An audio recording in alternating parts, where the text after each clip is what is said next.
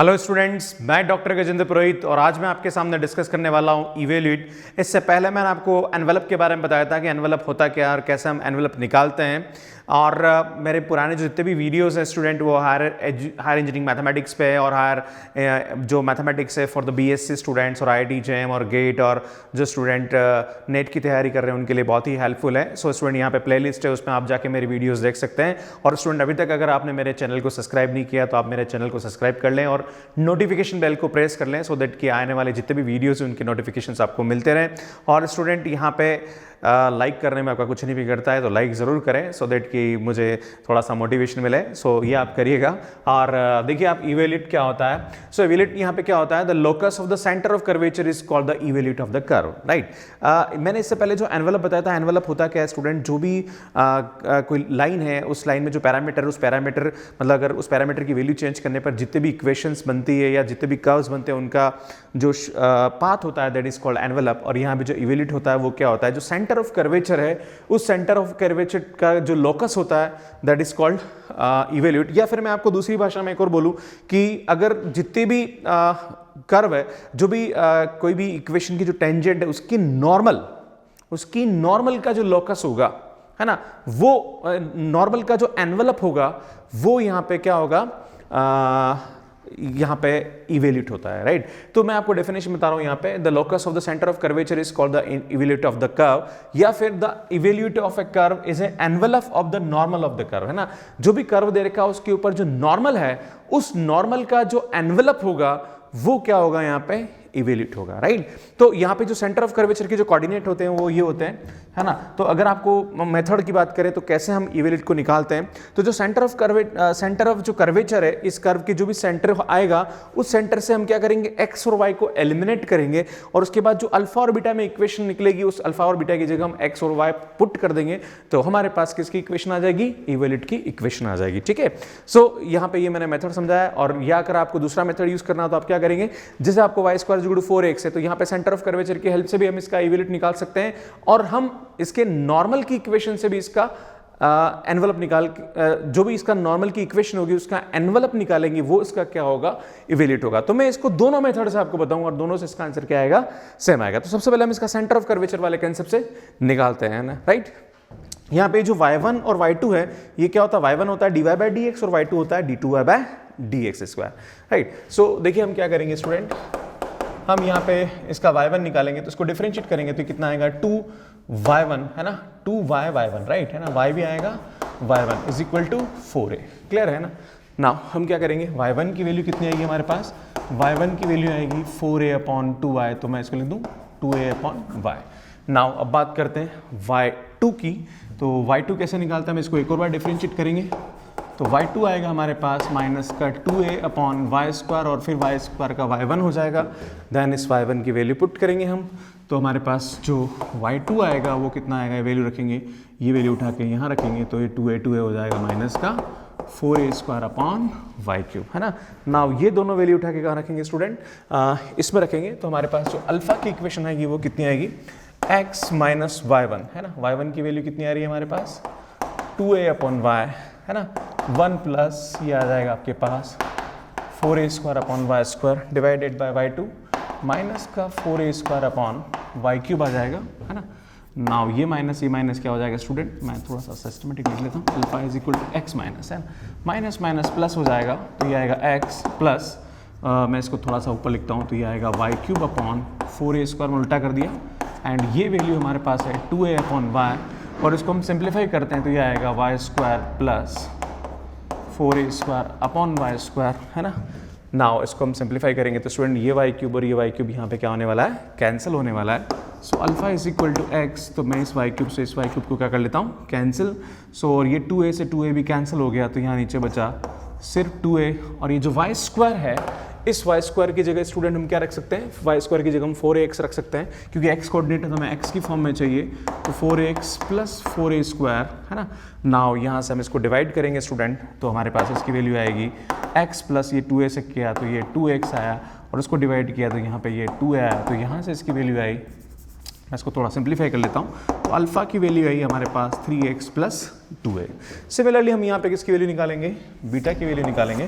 तो मैं बीटा यहाँ निकालता हूँ स्टूडेंट, कितना है हमारे पास फार्मूला ये, so y plus 1 plus y1 square that is इसका स्क्वायर, तो ये आएगा आपके पास 4a square upon y square divided by minus का 4a upon Y cube. Now इसको हम सिंप्लीफाई करेंगे स्टूडेंट।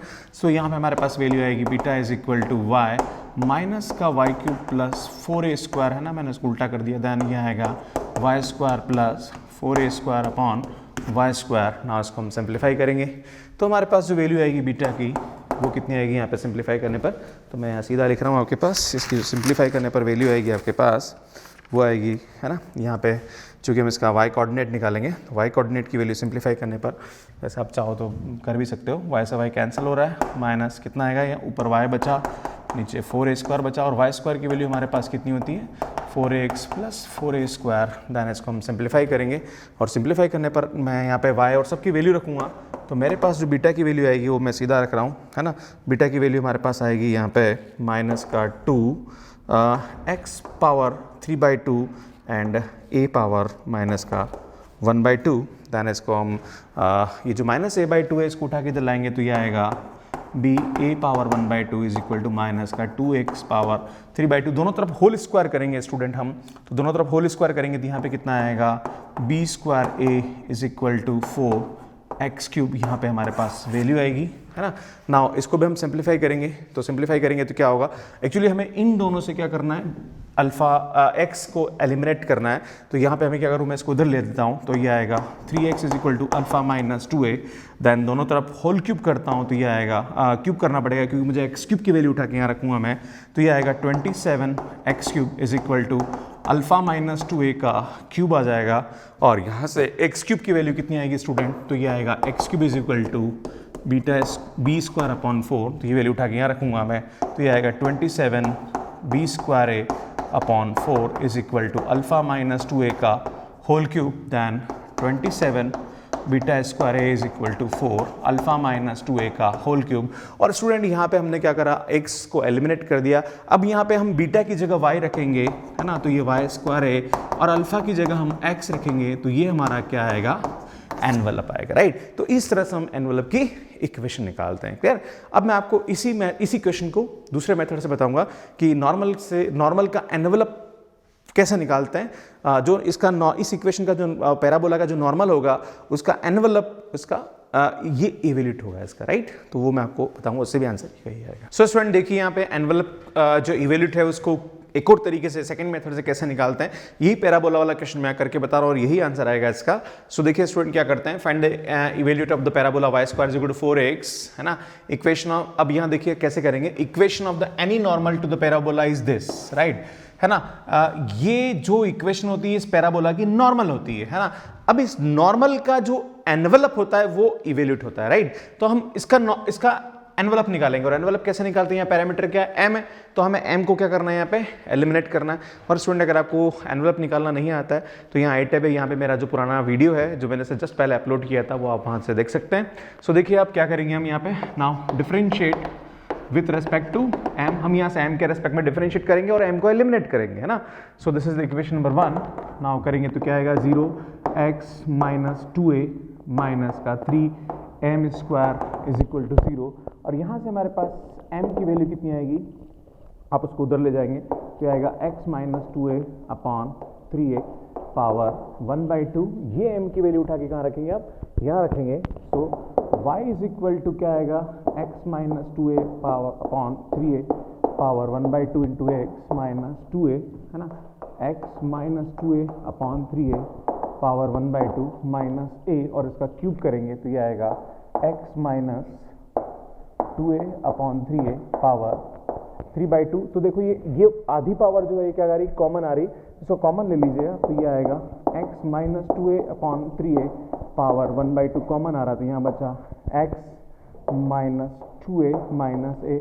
देखो ये डेढ़ power that is 3/2 that is 1.5 है, आधी मैंने निकाल ली तो बची कितनी, आधी, तो ये आधी बचेगी that is x minus 2a upon 3a बचेगा ना। ये a से कैंसिल हो गया ना, उसको सिंप्लीफाई, इसको मैं उठा के इधर ले लेता हूँ तो ये आएगा 3 अपॉन x माइनस 2a की पावर 1/2 टू y, और यहाँ पे ये 3 का एलसीएम ले लेता हूँ मैं, तो ये आएगा आपके पास 3x minus 6a minus x plus 2a upon 3। Then इसको हम दोनों तरफ स्क्वायर करते हैं, स्क्वायर करेंगे तो स्टूडेंट कितना आएगा 3a x माइनस 2a, और ये होल स्क्वायर होगा तो ये y स्क्वायर हो जाएगा। दैन यहाँ पे मैं थोड़ा सिंप्लीफाई कर लेता हूँ, तो 3x में से गया तो कितना बचा 2x, और यहाँ बचा आपके पास माइनस का 4a अपॉन 3, और इधर भी मैंने क्या कर दिया स्क्वायर कर दिया, है ना। नाउ इसको हम सिंप्लीफाई करेंगे तो स्टूडेंट यहाँ कोई जगह नहीं है तो मैं तो इधर कर देता हूँ, तो ये आएगा 3ay स्क्वायर।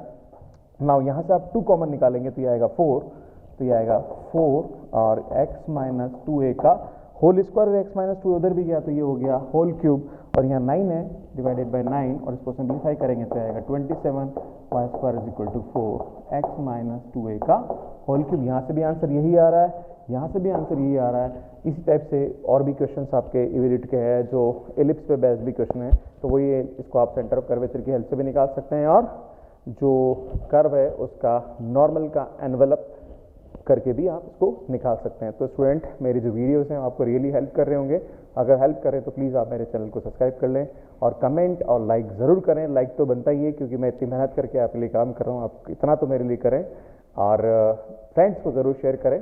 जो ज्ञान मैं आपको बांट रहा हूँ वो इसको आप आगे बढ़ाएं। Thank you so much for watching my videos. Thank you.